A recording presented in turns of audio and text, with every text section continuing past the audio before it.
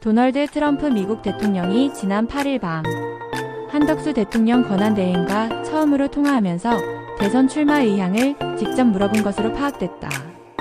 한덕수 대통령 권한대행 국무총리가 8일 정부 서울청사에서 도널드 트럼프 미국 대통령과 전화통화를 하고 있다. 관련 사정에 정통한 소식통은 9일 중앙일보에 트럼프가 통화 중 한 대행에게 대선에 나갈 것인지 물었다고 말했다. 이에 한 대행은 여러 요구와 상황이 있어서 고민 중이다. 결정한 것은 없다는 취지로 말하며 즉답을 피했다고 소식통은 전했다.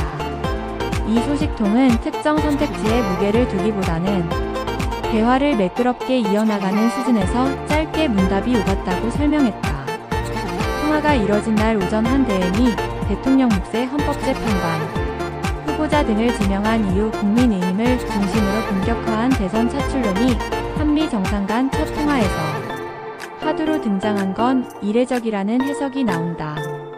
이는 한국 정치권에서 불거진 지 채 하루도 되지 않은 이슈를 트럼프가 인지하고 주제로 꺼냈기 때문이다. 그만큼 한국의 국내 정치 격변기를 미국과 트럼프 대통령이 관심을 갖고 지켜보고 있다는 뜻으로도 해석된다. 이와 관련 외교 소식통은 트럼프 팀에서 주요국의 큰 뉴스들은 번역해 대부분 파악하고 있다. 생각보다 시차가 크지 않게 주요국의 상황과 현안을 인지하는 것으로 알고 있다고 설명했다. 트럼프 행정부는 비상계엄 사태 이후 한국의 정치적 상황에 대해서는 말을 아껴왔다. 지난 4일 윤석열 전 대통령 파면 뒤엔 미 국무부가 한국의 민주기관, 사법 절차와 헌법재판소의 결정을 존중한다고 한 게 첫 공식 반응이었다.